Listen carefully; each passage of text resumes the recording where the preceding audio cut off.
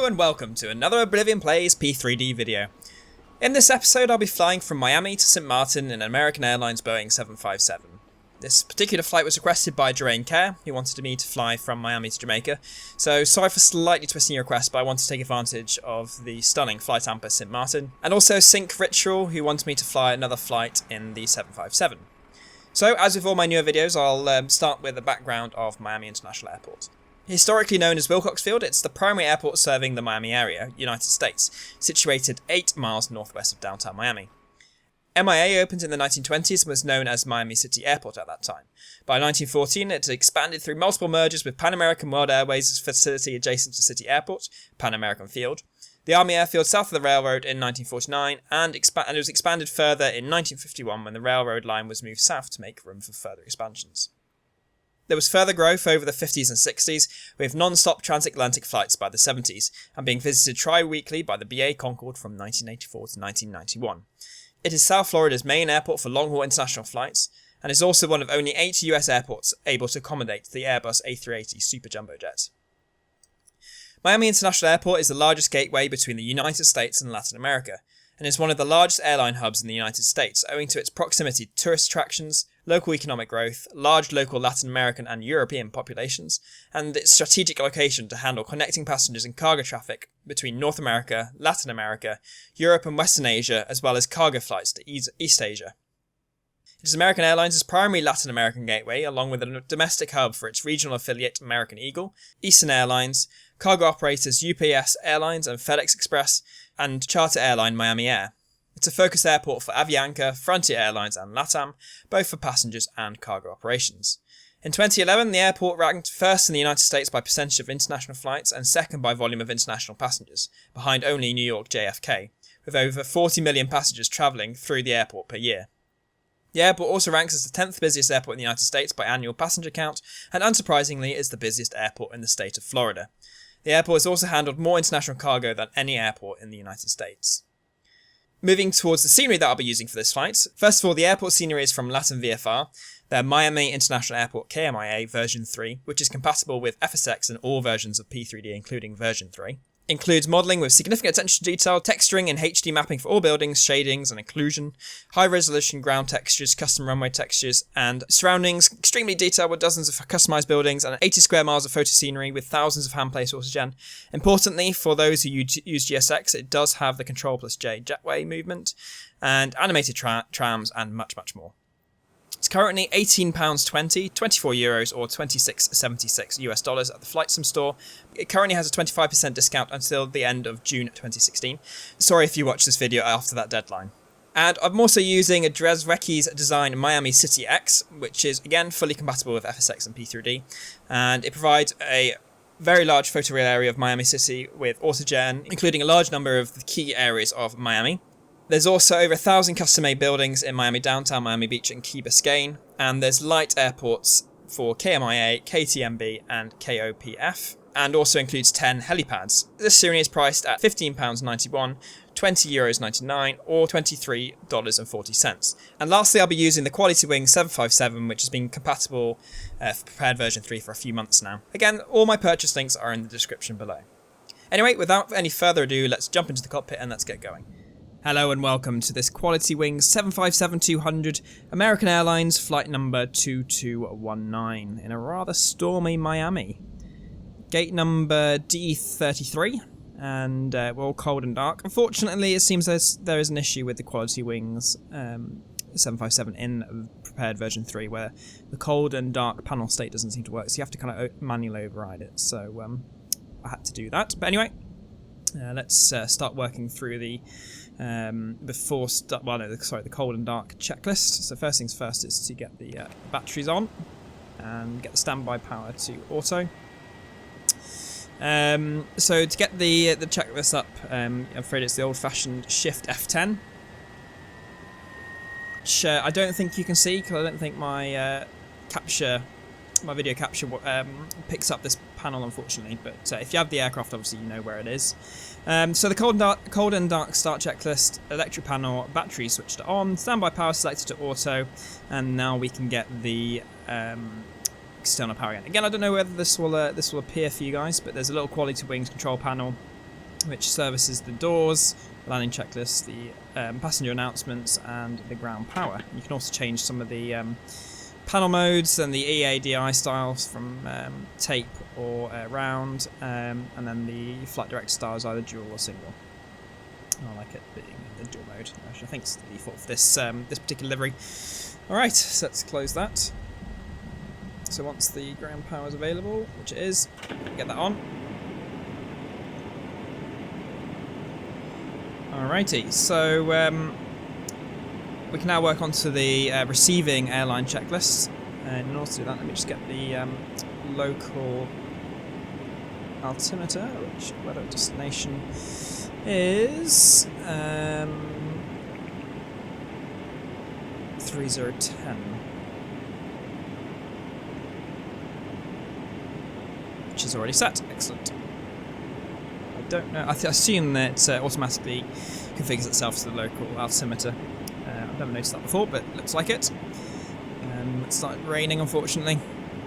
Okay, so let's work through the remainder of the settings. So the parking brake's set, altimeters are set, fuel control switches are in the cut-off position. The overhead panel, just switch over to that. So we'll switch to nav on the IRSs. Yaw dampers we can now switch on. Oh, switch on. It's only one click. You have to click them individually. Engine pump switches. Just put this out of the way. There we go.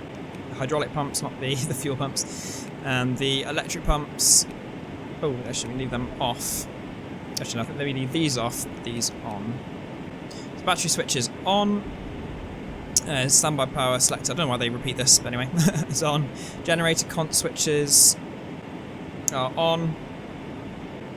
APU, we can now switch on. Yeah, I may as well.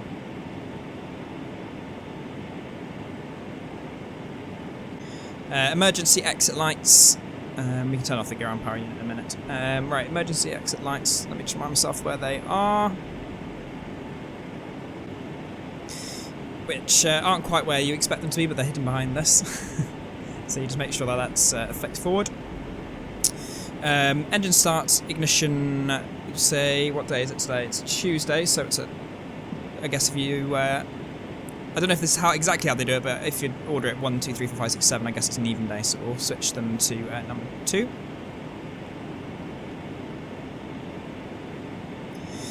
Fuel panel, just checking the quantity distribution. We'll be refueling in a second. Fuel pump switches are all off.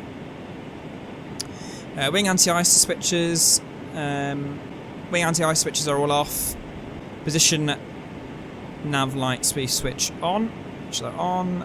We turn the beacon off actually because we're not switching our engines on just yet. Seatbelt signs off. Air conditioning panel. APU bleed switch on, which is on. Isolation switch on. Pack control selectors auto. Right, moving down to the glare shield. So put the flight directors on, which I think turns both of them on, yeah. The auto throttle switch we can switch on as well. EFIS control panel, HSI range selector, yeah, well that's fine. And traffic TFC. Don't know if traffic's actually simulated, but we'll put it on anyway. And HSI to map. What do you think is that one? Stabilizer trim indicator, which I believe is this one within the takeoff range. Alright, so what we'll do now is just get the GSX refueling us, and also get the catering as well. We've already deboarded. So here comes the fuel truck and the catering truck. Again, I don't think my monitor will capture the fuel options, but I'll talk through them afterwards. Alright, so we're refueling with £25,440, which is about 11.5 tonnes of fuel. So we've able to fill both the wing tanks to about 88%, so we're not actually filling up the central tank. Right, but let's jump back into the cockpit, and we can now program the FMC. Before we do that, let me just open the door so the catering can access us.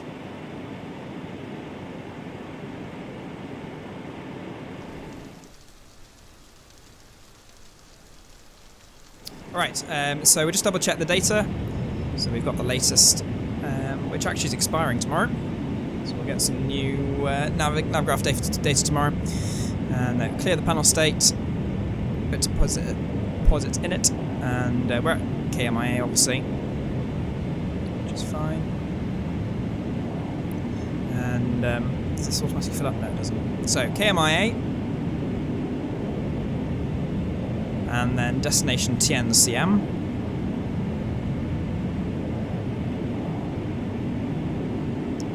Now let's get clearance, and we'll get our runway obviously that way. Clearance delivery, American Airlines 2219. Our parking position is Terminal 1, Gate Delta 33. Information, Papa, request clearance.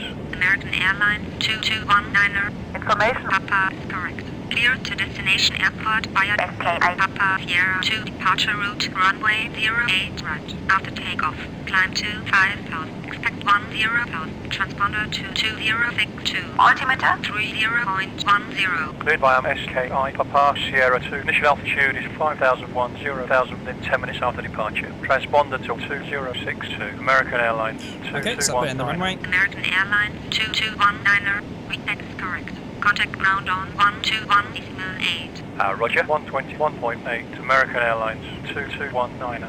So it's a skip S2. Alright, and then after skips, we're going Y587, Yankee 587, to GTK of Tango Kilo. And I'll skip ahead, but as usual I'll put the route here so you can see where we're going.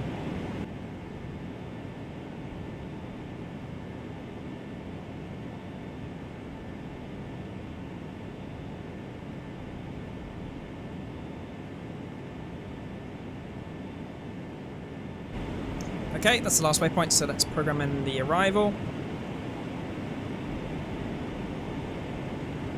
So we've got the runway 10, and it's the Ulaba 1, and Sluggo transition.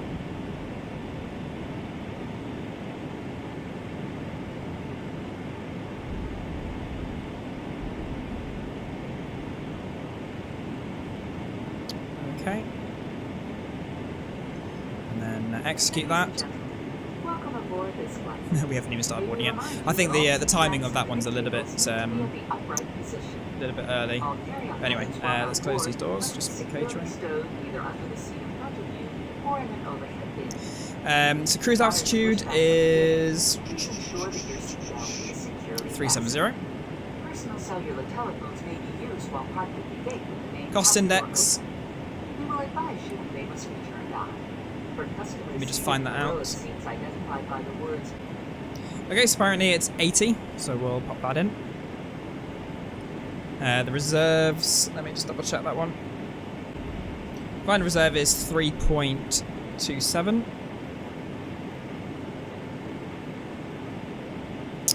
And then if we move on, there's another page. Performance. No. So takeoff.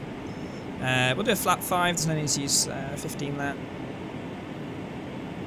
That looks good. So let's just go to the legs page and work through, make sure it all kind of makes sense.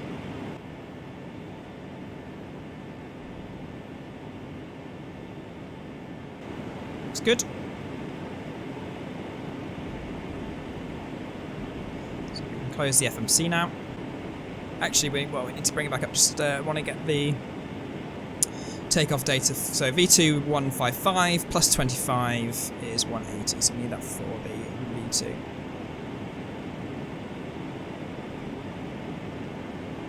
We need that for the auto throttle.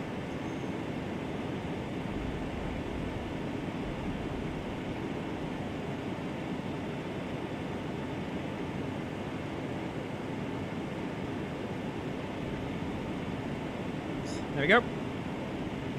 And the altitude we were given was 5,000, so let's program that. These knobs don't work, unfortunately, with the QualityWings 757. You just have to use the actually change the numbers. Okay. Okay, so let's get the passengers on board. And whilst that's running, we can do the before start checklist. So door lights. I don't know if there's actually a way to see the doors, but we'll have a look, see if there's a... Alright, cargo doors, obviously we need to close them, and the entry doors, yes. So we'll leave that for the moment. Let's put the hydraulic pumps on.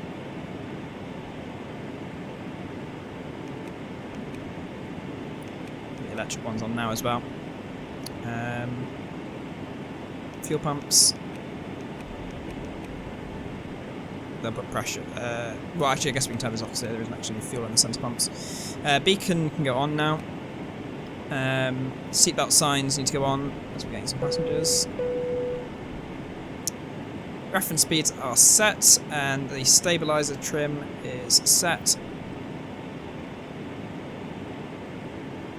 Does that actually give us a value to set?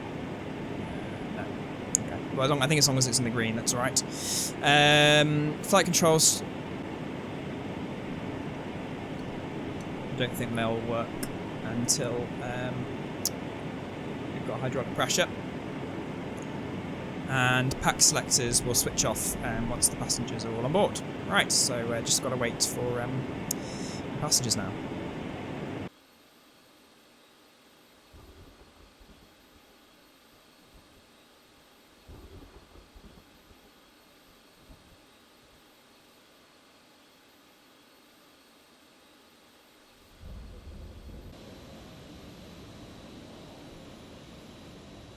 Ground control, Lufthansa 460 is clear of the runway. Request taxi to parking. Lufthansa 462, taxi via Zulu, Kilo, Lima, Mike, November 520, Papa, Gate Juliet 17.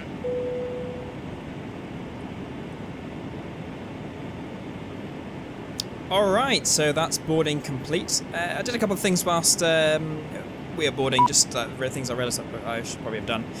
Put the heading to 092, which is the runway heading, and also I changed the GSX sound, so I realised it was set to the wrong set of headphones. Right, so let's get the doors closed. Oops, I realised that door was already closed. Have to reclose that one. And close the cargo doors. Turn the ground power off now.